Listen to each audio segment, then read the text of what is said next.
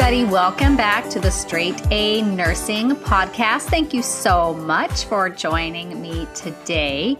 And today, what we are going to be talking about are some electrolytes. This is key foundation knowledge that you need to understand pretty much starting off early on in your nursing school career, and then it will carry over and you will use this knowledge every time you work, and I'm not exaggerating.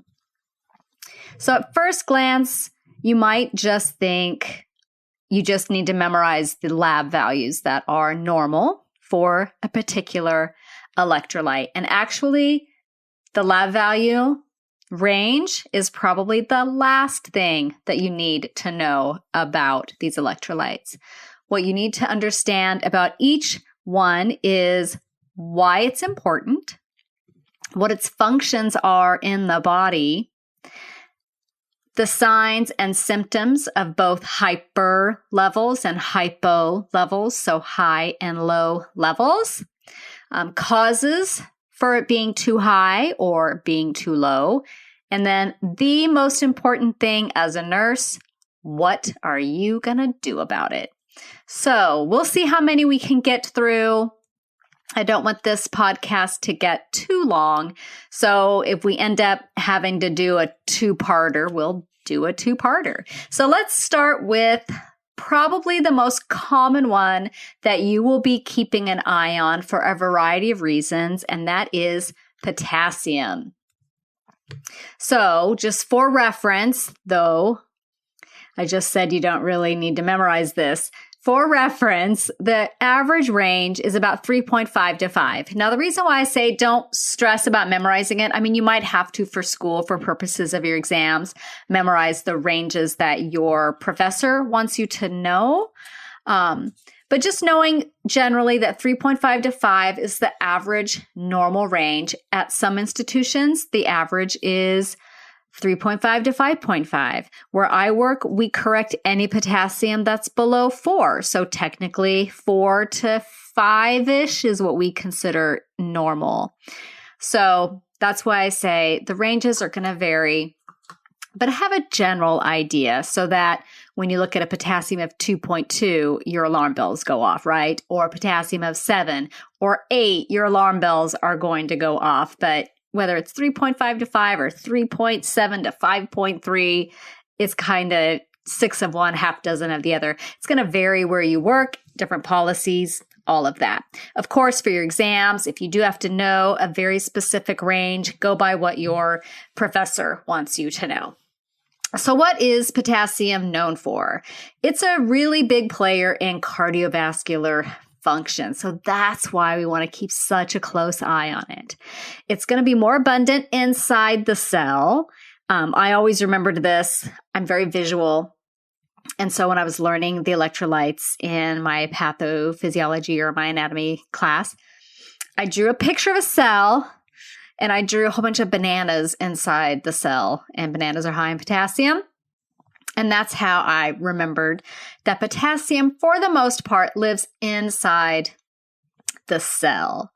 So what are some functions of potassium? So the first thing that you might think of is that it's really super important for muscle contraction, or conduction. So we're talking about cardiac muscle. That's the big one, but also skeletal and smooth muscle. I had a patient once whose potassium level, he had some kind of problem where he would lose his potassium. I don't know what his problem was. I think it was something in his kidneys. And I don't remember. It was a really long time ago. But I do remember that his K level was scary low. It was 2 something. And he could barely move. And it was really scary for him, I'm sure. So aside from the fact that we were watching his heart monitor recordings like a hawk, as we're replacing his potassium, of course, he was also lying in bed and pretty much entirely immobile because he did not have enough potassium for effective skeletal muscle conduction. Another important function of potassium is that it helps metabolize carbohydrates, okay, and it's going to move glucose into the cell with insulin. So as insulin insulin's like the key. So it's going to unlock the cell, and then potassium hitches a ride onto the glucose and moves in. So the way I remember this was I drew a picture of a sugar molecule, and I forget what my sugar molecule looked like. It was probably very cute, but I drew a little K character, and I drew it right on top of that sugar molecule. And the sugar molecule was saying, "Thanks for the ride, sugar." And that's how I remembered that potassium hitches a ride onto glucose to go into the cell after insulin unlocks that cell. Okay, and then another important function of potassium is that it works to maintain the hydrogen ion concentration. So it's going to be a player in pH imbalances. So if you've got a patient who comes in and they are out of whack on their ABG, and they also are out of whack with their potassium, that's going to be part of that whole big picture there. So here are some random, I call them fun facts about potassium. So here they are. We've got 98% of the body's potassium lives inside the cell. Remember, those bananas are inside the cell. Your potassium levels are replaced continually every day, mainly through your diet.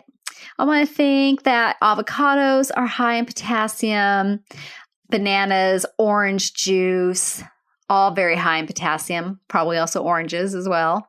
If your patient is NPO or diuresing a lot, then their potassium levels are going to be low, and you can replace it IV or with potassium pills or really awful tasting potassium liquid that I hear is just the worst. So if you're going to give the potassium, ask the patient. If it's a pill, ask them how they are taking big ol' honkin' horse pills, because it's huge. The 20 milli equivalent potassium tablet is big. And then if they're taking the liquid form, ask them if they've ever had it before. And if they have, it's something that they take regularly or have had it in the past, they might remember what they took it with to make it more palatable. Some people like it with a little juice. Some people like it with a little 7-Up. Just ask them, maybe they have a preference. If not, try it with maybe some apple juice or orange juice and see if that helps. I hear it helps. It just tastes bad by itself. Okay, another fun fact, most of the body's potassium is excreted out through the kidneys. So if your kidney function's impaired, you want to make sure that your patient's potassium levels are not too high. Okay, so that's something to watch there. Some foods that are high in potassium, I think I mentioned avocados and bananas and orange juice, also dried fruits, molasses. Wanted to add that in there. The body needs about 40 to 60 MEQs a day. This is going to come in through your dietary sources for the most part. The kidneys are going to excrete 40 to 80-ish a day. And they kind of do that regardless of what your potassium level is. So that's why people can get hypokalemic. If you're going to give potassium replacement IV, there's a few things to keep in mind. First of all, you have to give it slowly. Pushing potassium can cause immediate cardiac VFib, death, they'll die. Don't do that. You got to give potassium slowly. If the patient has a peripheral IV, you'll give that potassium 10 milliequivalents over an hour, and that'll be in a 100 ml bag. So it's diluted pretty well, and you give it over an hour. If the patient is in the ICU and on a monitor or in the telemetry on a monitor, and they have a central line, you can give it, at my hospital at least, you can give that 10 over half an hour, but you have to be watching the monitor. If they have a central line, they can get it at a higher concentration of 20 MEQs in that 100 ml bag. So that helps you replace it a little more efficiently. And if they have a central line, it's not going to be painful. Now, peripheral potassium, remember how I said the oral solution is really gross? Some people say that it burns. Well, the IV potassium burns as well. So if you're giving it in a peripheral IV, you want to make sure that hopefully you're in a biggish vein, you're not in a tiny little hand vein, because it's not gonna work. If you're in a biggish vein like the AC or one of those big fire hose veins that guys have on their forearms, that would be ideal. What I always do when I'm putting potassium in peripherally, you can do one of two ways. You can just put it in by itself, or you can get an order for potassium with lidocaine. So that would be a separate potassium replacement order that you would need to get from the MD. But usually they'll try to start the patient on just straight potassium and see if they tolerate it. Some people do, some people don't. To help them tolerate it, what I do is, let's say the patient has IV fluids going as well.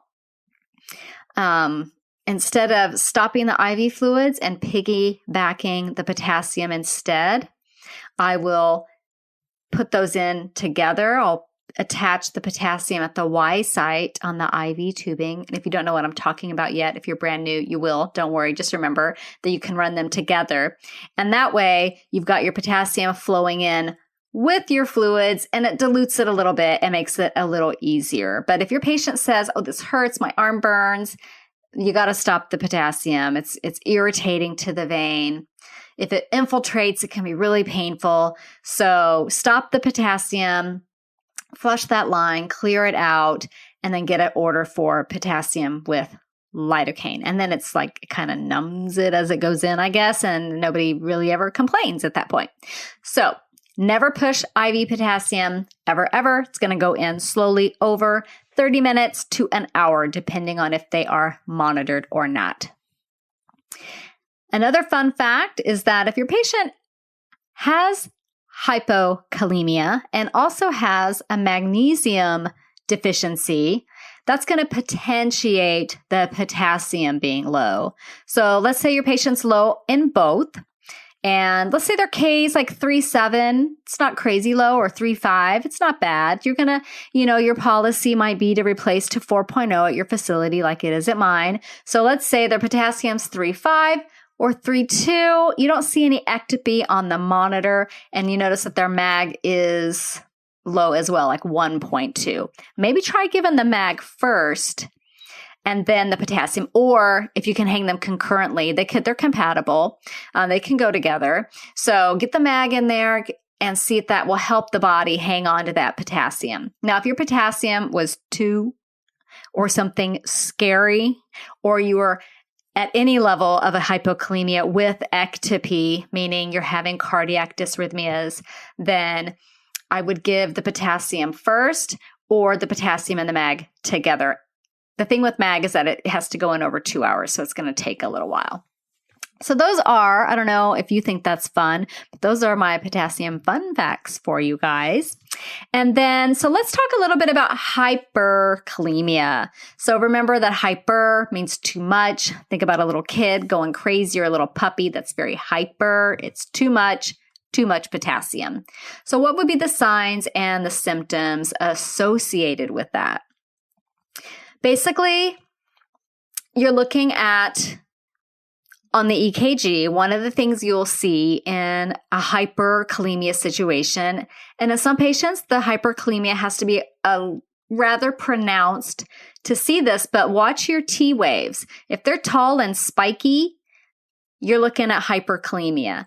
So if you have a minute, pause this, go online, look for hyperkalemia T waves, and you can get an idea what that looks like. You'll probably also have a prolonged QTC with that, and possibly some muscle cramping, some weakness. Remember, potassium plays a big role in muscle conduction, so the muscles are going to be affected when the levels are too high, just like they will if the levels are too low. You'll also have some diarrhea, some nausea, some hyperactive bowel sounds. Remember, it also involves smooth muscle. When that smooth muscle gets excited, you're going to have the GI upset. Also, possibly some numbness, tingling, face, hands, feet. You'll also see some of that with hypocalcemia. So just knowing that it could be either one. You want to always do a little further investigation. Your patient could be confused, could be restless, they could be anxious and irritable. I think the highest K level I've seen, 7.8. I've never seen anything above 8. And I want to say the patient that had the K level in the high 7s, he'd had some dead ischemic bowel. And as those cells lyse and break open and die, basically, they release their potassium. Remember, potassium lives in the cell, and release it into the bloodstream. So his K level's high, and he did not fare well, if I recall correctly. So what's considered a critically high level of potassium? Typically above 6.4-ish. Again, this will vary by facility, but if you're taking an exam for school and it says the potassium level on your patient is 6.6, you're going to know, oh, that's high. Okay, so you got to do something about it. But first, let's talk a little bit about what could cause hyperkalemia. Knowing what can cause hyperkalemia can help you be on the lookout for it as you're taking care of your patients. So most commonly, hyperkalemia, it's due to renal failure. Again, the kidneys are going to excrete the potassium when they are not working well. In acute or chronic renal failure, K levels will rise.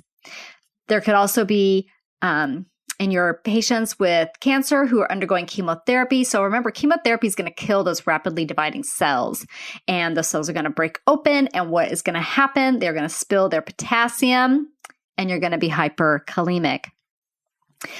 You could have trauma, burns, any ischemic tissue is going to cause that as well, especially the bowel.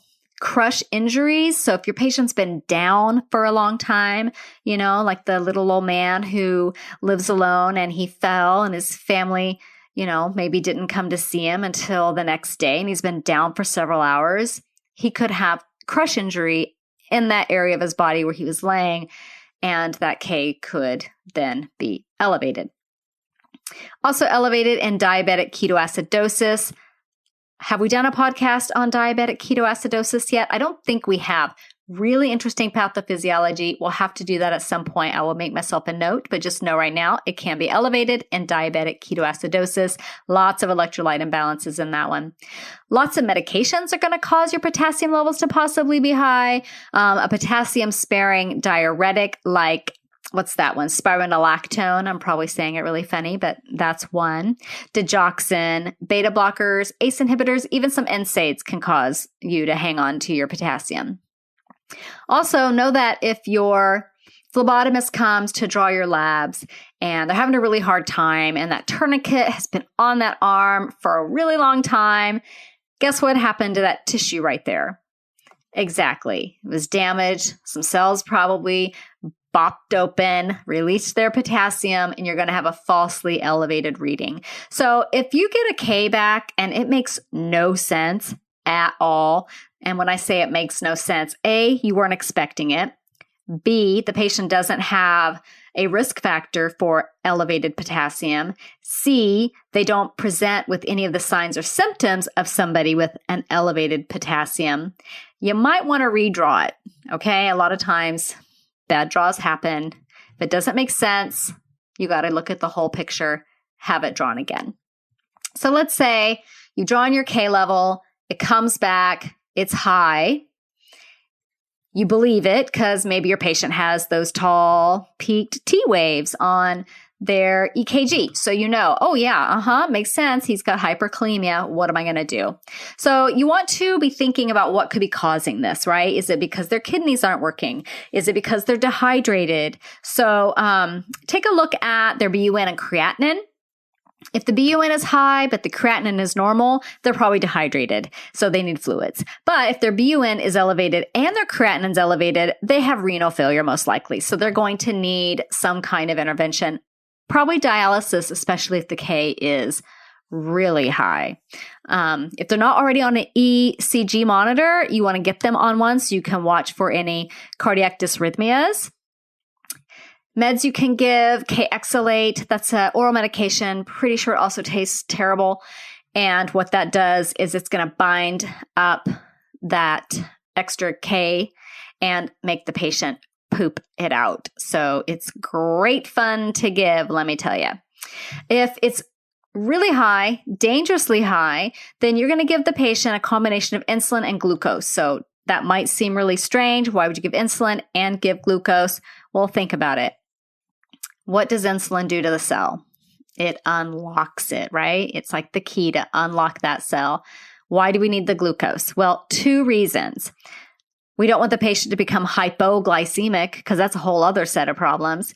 We also need a transporter. Remember, thanks for the ride, sugar. Potassium is going to hitch a ride on that sugar molecule and move into the cell. So, insulin plus glucose given when they're hyperkalemic. You can also give bicarb to correct a pH imbalance. I kind of see a little bit less bicarb pushes done in a crashing patient. Absolutely, we'll push some bicarb. I don't really see as many bicarb drips as I used to, but sometimes you'll see bicarb drips. I think in a hyperkalemic situation, it'd probably be more of a bicarb push, but then you can overcorrect and blah, blah, blah. So just keep an ear out for hearing about how bicarbonate is used. You will probably also give some calcium. Now, calcium's not going to do a darn thing for your potassium level.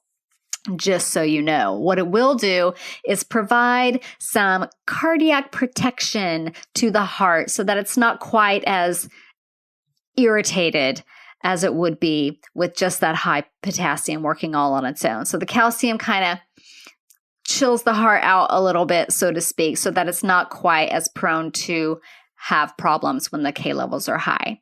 And then you can give dialysis if someone's unresponsive to treatment or showing signs of a life-threatening complication. So some places will give albuterol. I've seen that. I think that also helps shift potassium into the cell. Insulin glucose is probably the most common with the calcium, the K-exolate. So there's a bunch of different things that you can do for hyperkalemia, and they work. So you want to just keep a close eye on their K levels. Make sure you don't overcorrect. You don't want them to then become hypokalemic.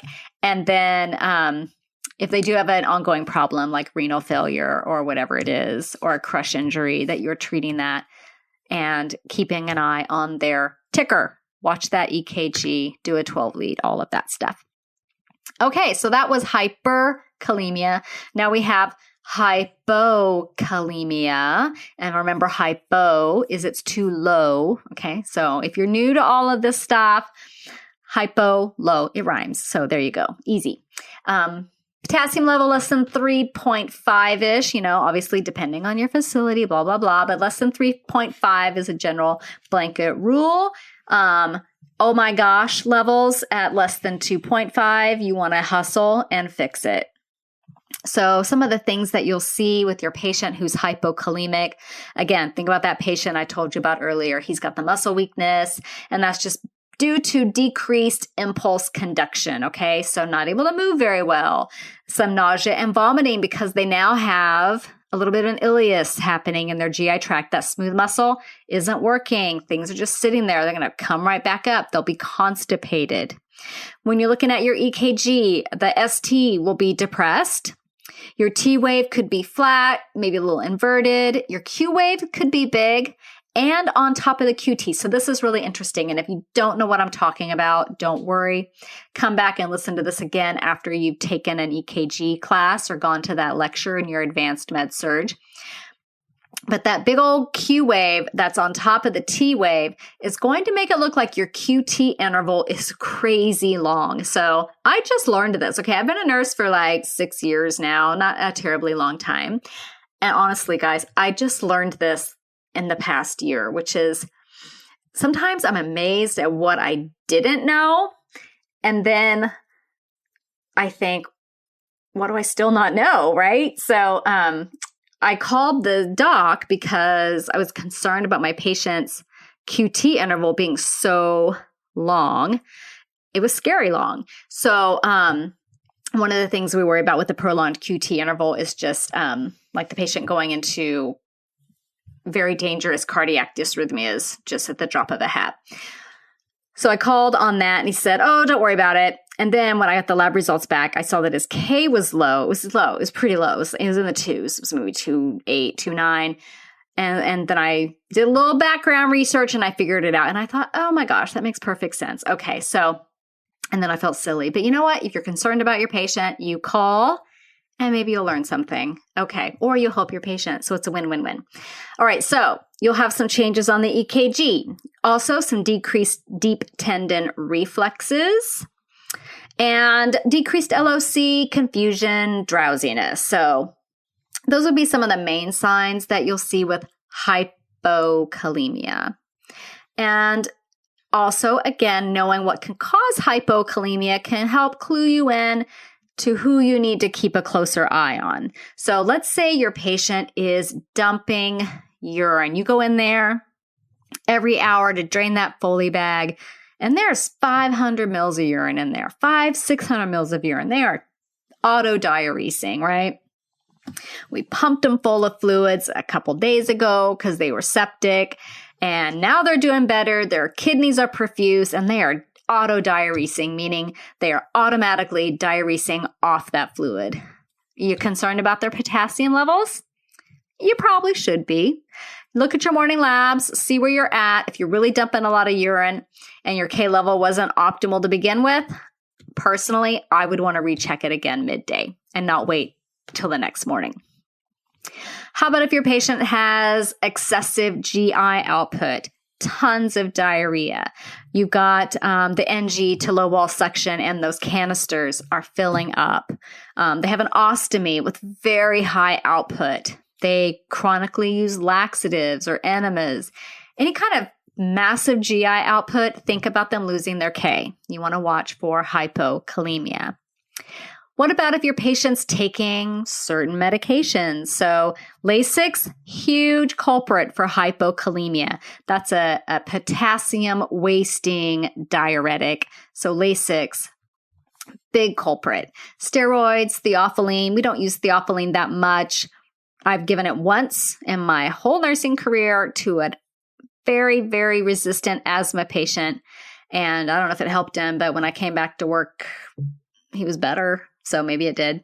Also, beta adrenergic agonists. That's hard to say. Beta adrenergic agonists. There we go.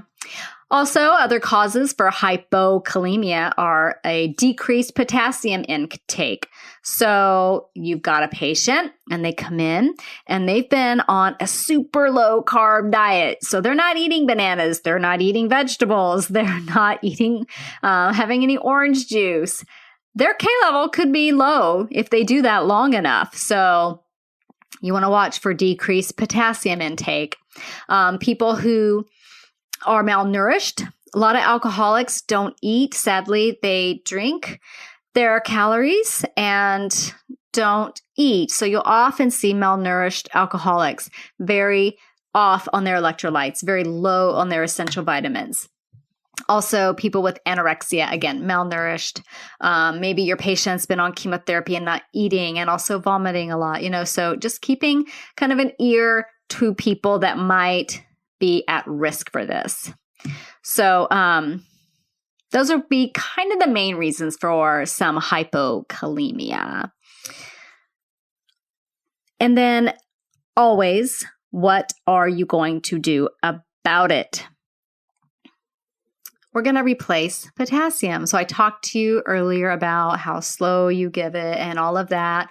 So it's going to be IV infusion or PO potassium pill or the awful tasting liquid stuff. So my advice is if you're giving them the PO pill or the liquid stuff, give it with their meal or with a substantial snack because it can cause GI upset. Again, with the IV infusion, 10 milliequivalents per hour, up to 20 MEQs per hour if they're monitored like in an ICU and they have a central line. You're going to give with lidocaine if you can, because it does burn during infusion, IV. Watch that site, that IV site really closely, guys, for infiltration. If that skin gets infiltrated with potassium, it's it's caustic. I mean, it burns for a reason, so keep a very close eye. If your patient complains of pain at that IV site, you take them seriously. You stop that infusion. You check the patency of your IV. If there's any question if that IV is not working, you take it out, you start a new one, and you get the lidocaine version. Okay, be nice. You're going to watch the EKG for changes, that flat inverted T wave, that enlarged Q wave that makes that QT interval look really long, and your ST depression. Those are things to watch with the hypokalemia. And then you'll monitor your I's and O's very carefully. Diuresis is going to potentiate that hypokalemia. So how do you guys feel about potassium? That was awesome. It's a really interesting electrolyte. That's when you know you're a total nerd, right? When you find electrolytes. Really interesting. Okay, I think we have time to do one more. So let's do calcium. Actually, yeah, let's do calcium. Calcium's great. Okay, so calcium is a positively charged ion. It is the most abundant mineral in the body. Did you know that? It works in conjunction with mag and phos. So if you're watching your calcium levels, you want to watch your mag and phos levels as well. General rule of thumb for normal level, 8.5 to 10-ish. Okay, 8.5 to 10-ish. 3 important functions of calcium, guys. So calcium, you already know this, but a reminder, it is the major building block in teeth and bones. It's a very key player in cardiac muscle depolarization. Remember, we talked about it earlier in relation to the hyperkalemia. Calcium also plays a role in the old ticker. And it is required for nerve impulse transmission. If you remember from your A&P class, the whole physiology about how muscle conduction works, calcium played a big role in that. So let's talk about some calcium fun facts. It has an inverse relationship with its buddy phosphorus. So if one goes up, the other is going to go down. So here's a little tip for you. A lot of nursing school exams and NCLEX style questions are going to be asking you a question about hypocalcemia or hypercalcemia. But the case they will present will be talking about the phos level. And as long as you know that the phos level is inverse to the calcium level, you can answer the question. It's a total trick. It's a common one, but now you're onto it and it's not going to get you. Most of the body's calcium is found in the bones and teeth. The rest you'll find in the plasma and the ECF. Okay, now here's where it gets slightly confusing. Calcium in the body is in 2 forms. There's bound calcium and unbound, also called free calcium, also called ionized calcium. So 2 forms, bunch of different names. Bound calcium is going to be joined up with albumin. Albumin is a big protein molecule, while the unbound calcium is not. The unbound calcium, again, also referred to as free calcium or ionized calcium. You only care about the free, unbound, ionized form. It's the only form that's physiologically relevant. So let's say you have a serum calcium level, which is going to be your total calcium, and you need to know what is the free calcium. You're going to perform a little calculation called the corrected calcium, and that helps you determine what the physiologically relevant calcium level is. Especially important in patients with low albumin levels. So, we'll talk about that at the end. Know that it's coming. You might want to get a pen and paper. If you've got an ABG, a blood gas, it's going to show you your ionized calcium. Yay, already done for you, no math involved. Okay, calcium, along with its buddy magnesium, is going to play a big role in muscle contraction and nerve impulse conduction. It also plays a big role in regulating blood pressure. It can be a pretty potent vasoconstrictor. Good sources of calcium, dietary-wise, include dairy. Not a big fan myself of dairy, but I just had to put that out there because it will be on your exams. Salmon, now that's a good one. Cauliflower, a total favorite of mine. Remind me at the end, I'll tell you guys how to make the best cauliflower ever. And dark leafy greens. So really great sources there for some calcium. And if people say, oh, I need to have my dairy for my calcium, you can say, eat your grains, girl. And then you'll be right, okay? And that'll be a lot healthier for them. Okay, so box stepping off. Calcium absorption takes place mainly in the ileum, duodenum, and jejunum. Okay, so let's talk about hypercalcemia. Remember, hyper, too much. So this is going to be a calcium level above that 10-ish range. And then what you'll have with that is some nausea, some vomiting, probably a decreased appetite, right? The tummy's not going to feel good. They'll have some decreased deep tendon reflexes, some muscle weakness, and lethargy. Okay, there can be confusion and blurred vision. So a little neurological thing there. They could be constipated and have an ileus, so be very mindful of that. They could also have some cardiac arrhythmias. Mainly what you'll be seeing with hypercalcemia is bradycardia and probably a shorter QT interval than you're used to. And if your levels get up in like the 12-ish range, you could have cardiac arrest. So you want to take calcium levels seriously. Some common causes of hypercalcemia, simply taking in way more than the body needs and on a dietary basis. I don't know that I've ever seen this. Usually our patients come to us and they're low on their calcium, but anything's possible, right? They could have cancer, lymphoma, multiple myeloma, some tumors, end-stage renal disease. Again, just a lot of times with any renal disease, you're going to have out of whack electrolytes. So something to watch for.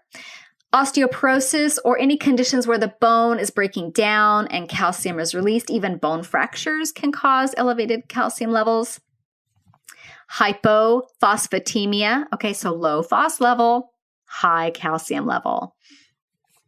Someone that takes a lot of I can't even say this word, aluminum-containing antacids. They take a lot of them for a really long time. Calcium levels can go up too much. The use of lithium and thiazide diuretics can cause hypercalcemia, and so can adrenal insufficiency and or hyperparathyroidism. So you're an awesome nurse. Your patient has hypercalcemia. They're symptomatic. You got to do something about this. So what do you do?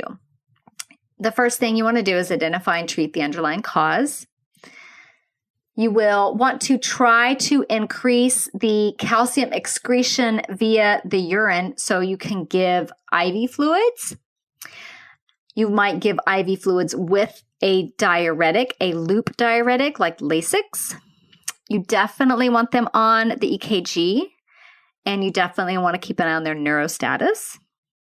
If their calcium level is scary high, you can give IV phos. Remember, get their phos level up. What's going to happen to their calcium level is going to come down. You can give IV calcitonin as well. And you want to treat all the associated symptoms, the nausea, if there's bone pain, if there's constipation, you will treat those things.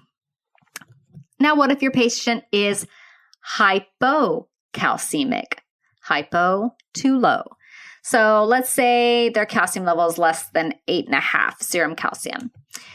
They could have some muscle spasms with that, some paresthesia, hands and lips, like feeling like their hands and lips are numb. This totally happened to my friend Pam. Hi, Pam, if you're listening. And this was not a good thing to do, but in college, the first time I went to college when we were young and kind of not the brightest, we would donate blood for money. And I guess maybe she did it a little too much. And we were out to dinner one night and her hands were like, I don't know. It was the most bizarre thing. I really think her electrolytes were all out of whack. Her hands were like in this claw and she couldn't move them. And she said her lips were numb. So anyway, she felt better after she ate a little bit. So other signs of hypocalcemia, you could have chopstick sign or trousseau sign. And if you need a reminder about what those are, chopstick sign is going to be that muscle spasm of the face when that facial nerve is tapped. And then trousseau sign is you put the blood pressure cuff on and you pump it up and they have that carpal spasm when that blood pressure cuff is on and blocking the blood flow. So, and then lastly, they could also have cardiac arrhythmias, including heart blocks, which are really scary, VFib, even more scary, or Torsades de Pointes, which is a very interesting kind of VFib arrest, which you'll learn more about as you get further along and take your advanced med surg if you haven't already. They could also have diarrhea and some osteoporosis. So what are some common causes of hypocalcemia? So a lot of times it's due to renal failure, due to the body not excreting phosphorus as it should, and then your phos levels are too high, and now your calcium levels are too low. Very good. If your patient has a parathyroidectomy or hypoparathyroidism, their calcium levels are likely to be low. Excessive diarrhea. Anyone with a low MAG level can lead to having decreased parathyroid hormone, which leads to low calcium.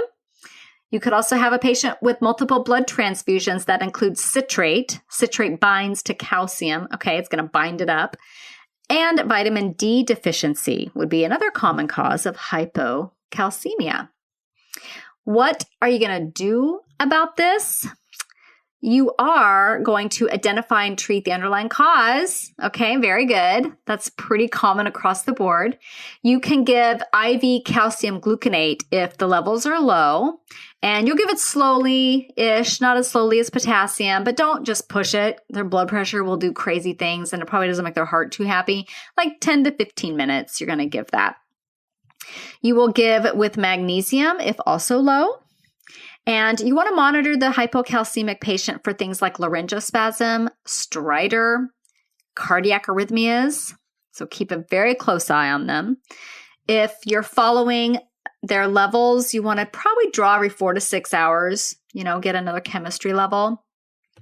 And if it's not critically low, you can replace calcium via some oral supplements along with vitamin D after they eat their meals.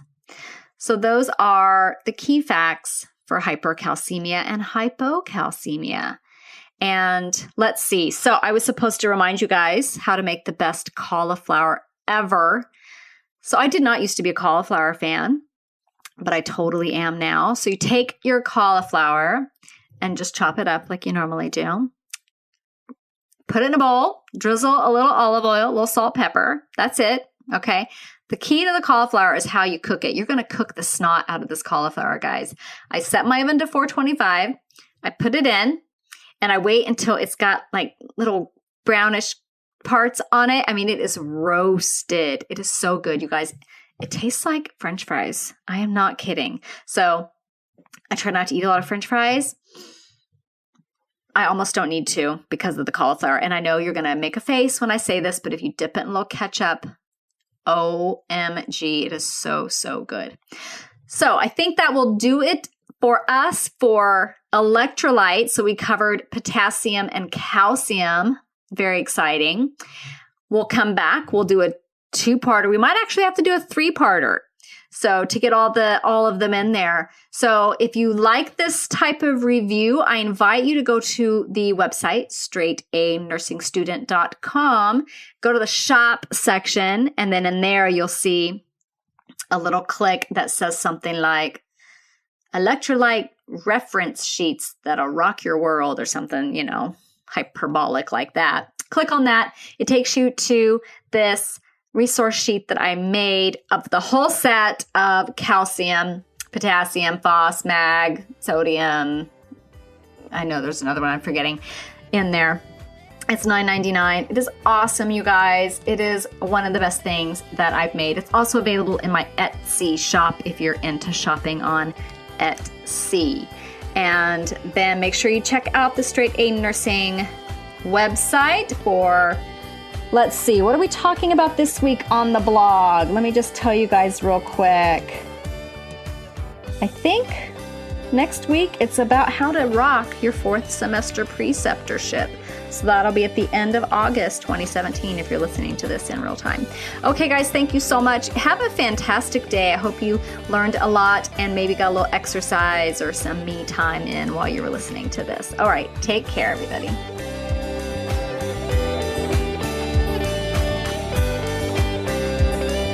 This podcast is brought to you by straightanursingstudent.com. Copyright Mo Media.